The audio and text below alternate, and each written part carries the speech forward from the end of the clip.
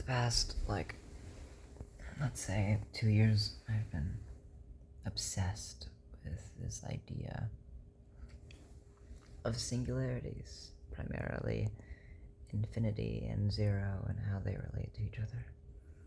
And that spiraled into thoughts about, it connected to my already present thoughts about epistemic anti-realism.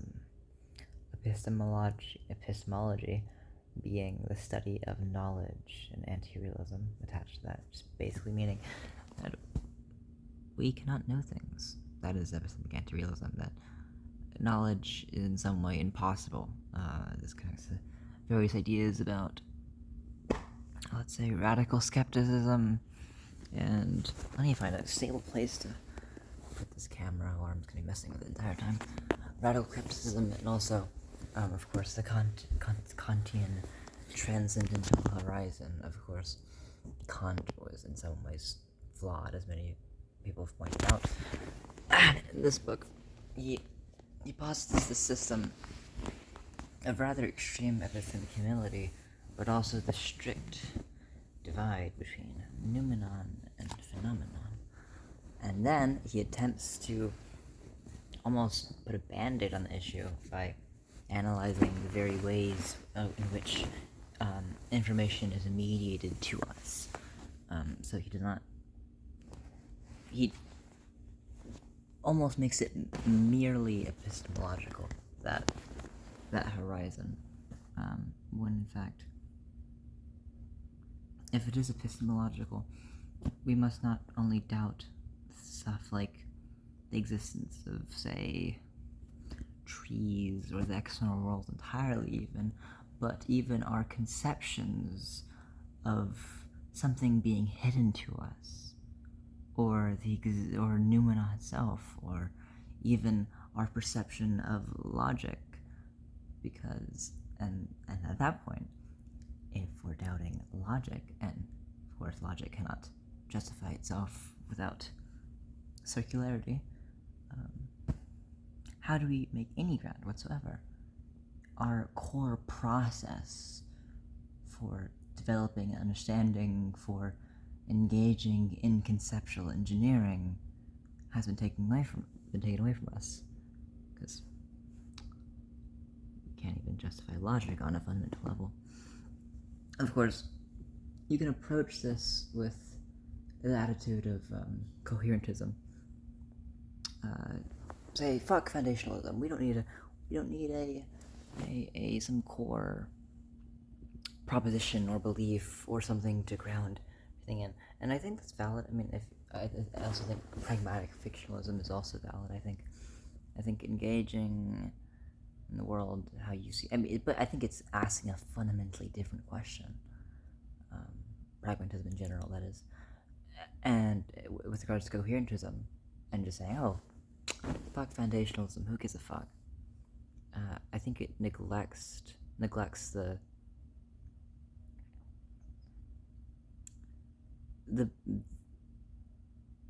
value or the importance or the effect of this void beyond just mere speculation. Like, I feel like this void isn't merely found through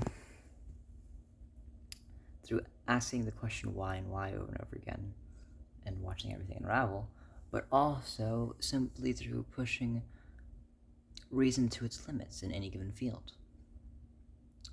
We saw this, and I guess if you're familiar with the Gödel's incompleteness theorem, it falls in the same vein as this. In general, most fields of philosophy, when pushed to extreme, tend to you get a sense for that void, or approaching that void, even when you're not directly confronting it. Like, it's more common the closer you get to metaphysics, of course, like something like mereology, the study of wholes and parts. There's a reason why mereological nihilism is so popular.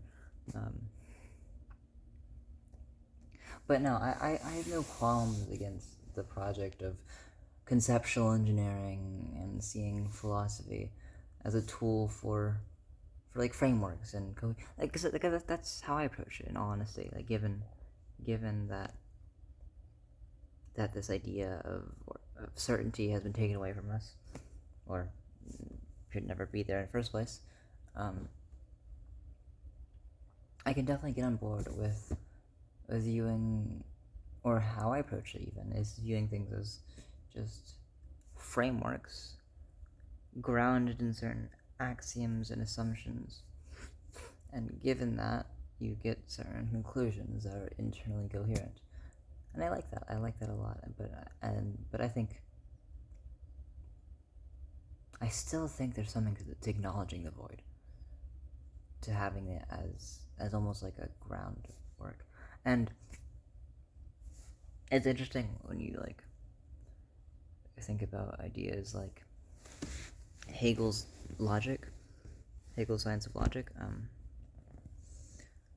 where pure being, pure abstract being, and pure abstract nothingness are empty, leer, on their own. For them to mean anything, they must immanently include each other.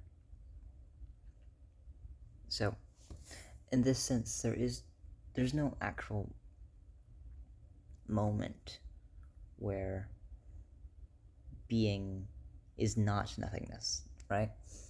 It'd be wrong to say that, like, the concepts aren't separate like that. They're immanent to each other.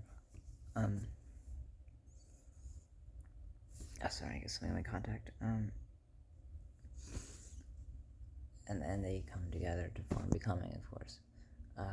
But where this is relevant, I see, is you can see the void as leading naturally to a form of Pyrrhonism, or however it's pronounced, where it's just a suspension of all judgments. We cannot move anywhere. We're stuck at ground. Or you can see it as opening up the door to infinity, because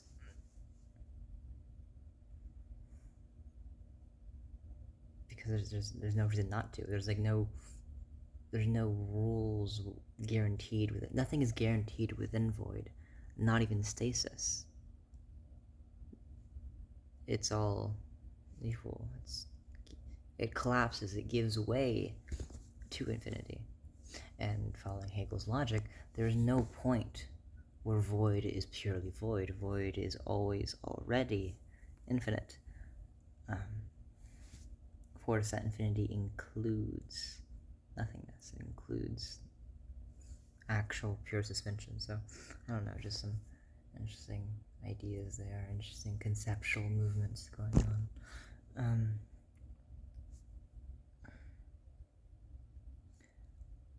So, that's essentially some of my metaphysical thoughts and how Hegel is involved.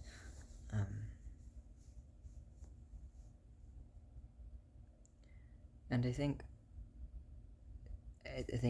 that void can also, like, if you want to see examples of that, of like why I don't think disregarding the void in favor of just pure coherentism is necessarily the best option, is because, like, you can see that influence of that concept in stuff like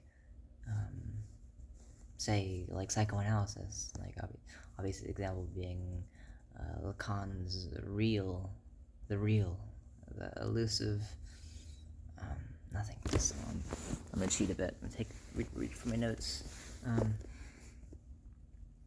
I mean, there's a reason why Zizek insists on, or also why Lacan did, why Zizek and Lacan insist on intertwining Lacan and Hegel. There are a lot of natural connections to be made there, specifically with Lacan's notion of the subject as, like, the split subject, also just in general, like, as a form of nothingness, even. Or, yeah, I mean, there definitely is kind of it's related to how Hegel conceives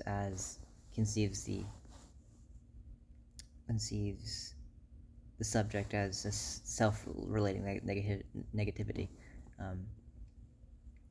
as that kind of non-equality within the dialectical monism of becoming created through the being nothingness collapsing into each other is yeah. So I mean, there's a lot there, and I've been thinking recently of how perhaps one way of conceptualizing consciousness, and what creates and what constitutes the hard problem of consciousness is like that consciousness is defined in part by that very void, by that very irreducible, enigmatic, like impinchability. So, I mean, that'd be one way of separating it from saying something like AI, which even if it may appear to be a black box to us, it's not due to irreducibility, but due to complexity. So there's that, and also with regards to pragmatic objections to the void or to radical skepticism or just any ideas in that vein. Like, what does it matter? Like, we have a general idea of what the world is, what truth is. Even still, like, that means reality is based upon consensus, and you're making assumptions and making propositions that you wouldn't like a psychotic to make, and you'd call them psychotic for making those assumptions, basing their idea of the world based on their perceptions of it. Isn't that what they do? And for that, they are mad. In fact, wouldn't a psychotic who acknowledges some epistemic humility, who says this is... Oh, I'm sorry, I'm about to sneeze. Or whatever, I guess I can't now. Who says, hey, perhaps that's what I see, but it's not necessarily the truth, it's just what I see. Wouldn't that make them more sane? This sort of kind of relates to Lacan's idea of the hysteric, and this hysteria for Lacan is oh, why am I what you say I am, is a constant questioning. And Zizek's corollary is insistence upon the hysteric actually being almost like a good position. I don't know his exact phrasing. It's not an aspect of Zizek I'm that familiar with, but I know Zizek is favorable towards the hysteric position. And I think the hysteric is not insane, but super sane. And I think the hysteric very much coincides with this epistemic position that I'm positing.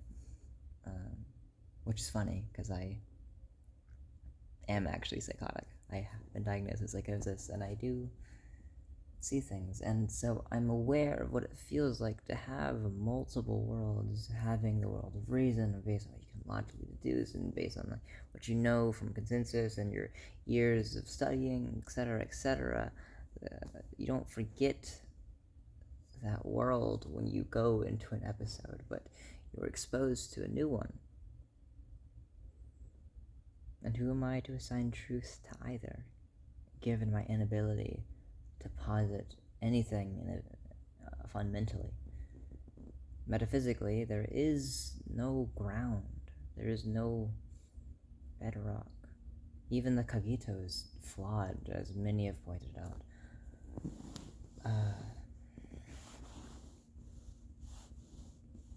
So yeah. Anyway, I was going to talk about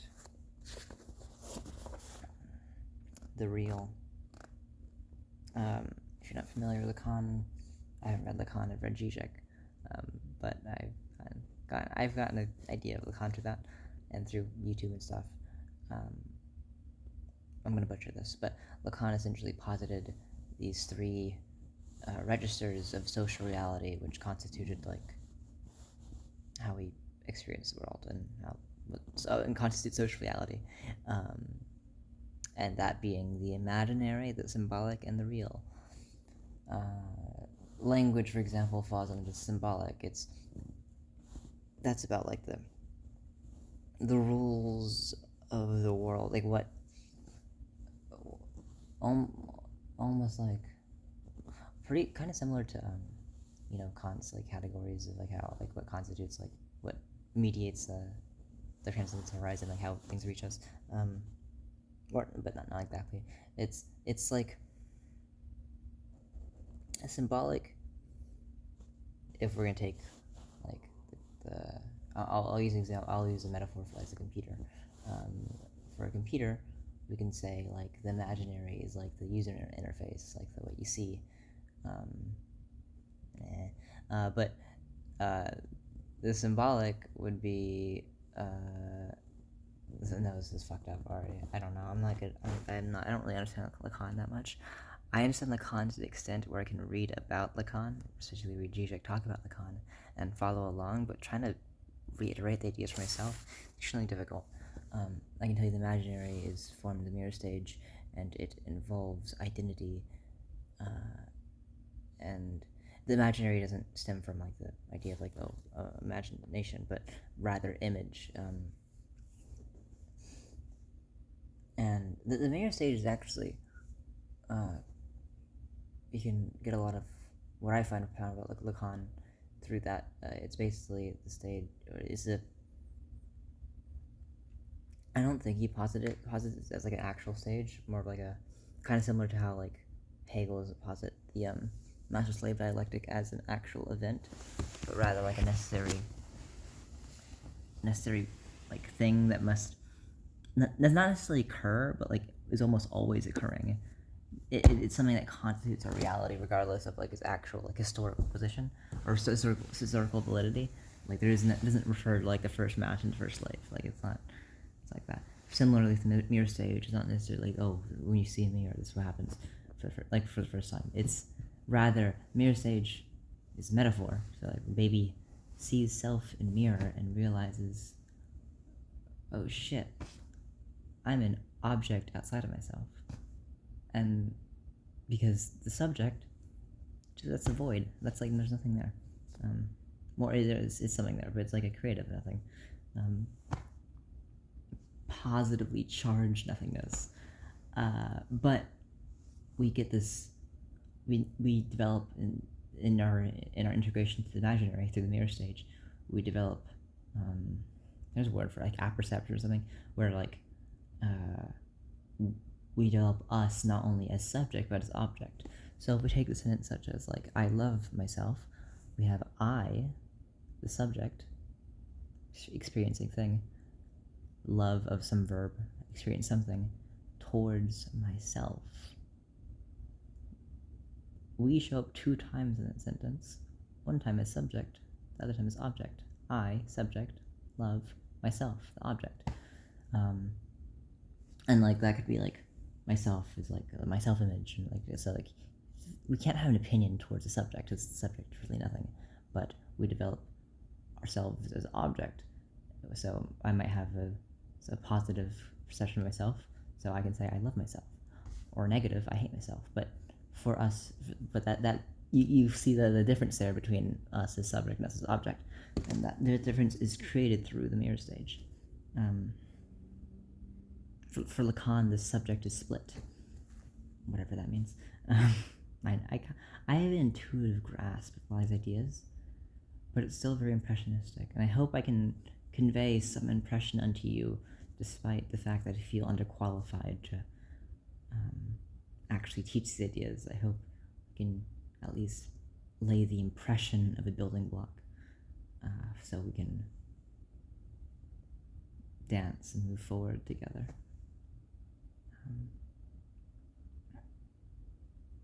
I think my 2 favorite things in this world are thinking, philosophy in general, and writing. I think those 2 aspects are very interesting. The expansion of my mind and into ideas, into abstract realm, but also the communication of that usually through writing, but now through speech, which are 2 very different mediums. And this is my secondary one. I much prefer the written word.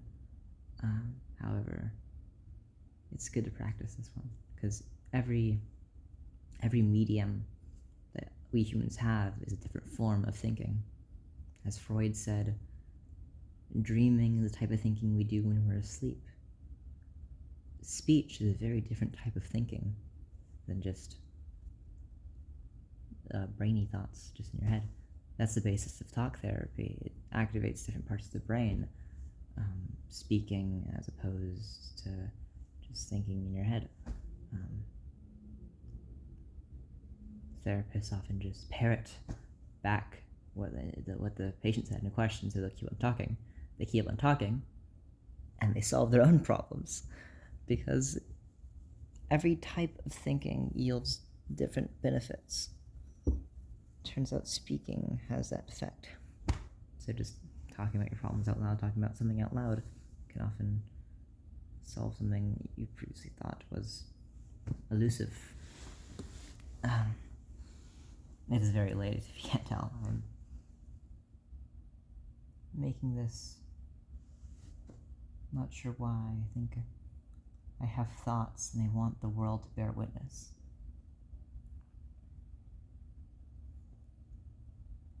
I do know that this is, I recognize this is unapologetically rambly, and there's a lot of ideas that I'm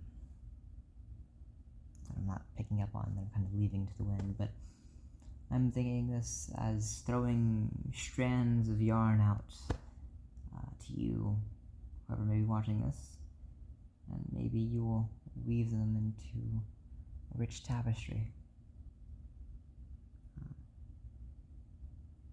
So, there's still some value in my incomplete expressions of ideas. Well, at least that's what I'll tell myself. What's the end of this? What's the point of this? Why ever express yourself? I think we want to be perceived, or we want to be. Let's say we want to be perceived in a certain way, or we want closeness. Maybe that's the deeper starting point. We want closeness. We want something, and to get that closeness, or whatever you want to call it, we want to construe an image which will draw others close. So communication acts towards this in two different ways. One way, it can be a means of portraying ourselves in a certain way to appear attractive to others. Or secondly, it can be like directly, you can see it as communication is the act of drawing others closer to us. But of course, communication is an ideal which always must fall short. Communication, as David Peake said in Spectacle of the Void, the fundamental problem of human existence is the fundamental ability to communicate. Or as Kafka said, all language is but a bad translation. Or as Pessoa said, we talk or we speak to each other, but we only hear ourselves. Something like that. A lot of neurotics lament about this fundamental inability to communicate, and the fundamental restrictions of language, and how, if you look at it through a Sartrean lens, for the gaze of the other to fall on us, we must necessarily be objectified by the act. We are frozen as a being in itself, when in reality we're a being for itself, whose existence precedes essence, but in the face of the other, we're merely an object, and they don't perceive us and our multiplicities and the beautiful contours of our soul, and etc., etc. However, those fields, that failure is what constitutes communication itself. Without that, we wouldn't even have subjectivity. I think cameras must necessarily fail to capture things how we see them in the moment, or else I don't know how much meaning the seeing would have in the first place. I don't know. Maybe it's the wrong way to express that, but hopefully the idea is getting across. However, I think the beauty of communication might arise when you accept its imperfection. For example, when you accept the imperfection of a camera, you can create photography. You learn to lie and you learn to create. You accept the imperfection of language and view that as a moment. You realize you can never communicate truly what you have up here. So you view the communication as an act of creation. And with that, you invent literature, or just creative writing in general, or just writing, it becomes an art form when you accept the imperfection of the medium. there is no meta language, or I think I'm actually using that phrase in the wrong way, according to Zizek, I think. Or maybe I'm not, who knows. I know he, in that chapter, he distinguished between, like, the post-structuralist meaning of that and the Lacanian meaning of that, but whatever. There's a lot here. There's even more up here. And there's an inherent failure in my ability to communicate it, and perhaps some failure up here in comprehension. But I think, to borrow a Deleuzean idea, there is rhizomatic value in this transient imperfection, this dabbling with ideas. I think every level of understanding is different. I mean, you can call it better or worse, but better or worse only arises when you orient yourself around some ideal. Without that, you just have difference. This is different from that. If you think that taller people are better than shorter people, then the taller person is going to be considered better. But like in reality, there's just like a difference in properties. Similarly, difference in understanding of an idea, or not even that straightforward. You can say difference in lexical comprehension, because like you can have a more impressionistic, just vague understanding. You can also have like a firmly implanted, like words or symbols into your head that can clearly convey to others, and there's different ways of understanding the same thing. But there's just a variety of different mental states you can be, and with regards to philosophy and these ideas in particular, I think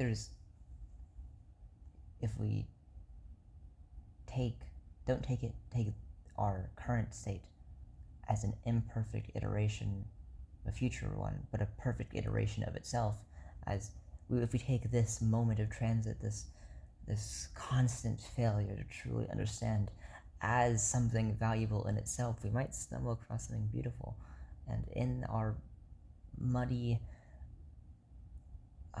attempts to grasp these ideas, we can oftentimes find something that's more than what was initially in the idea itself.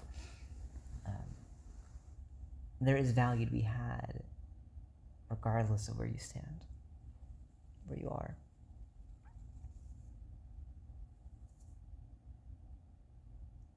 Maybe it's a good place to end it, and end the video. I think I've covered a lot. But as Nietzsche would say, mihi ipsi scripsi, I wrote it for myself, I did this for myself. Nevertheless, even just for myself, I would derive quite a bit if someone else were to see this and derive something from it.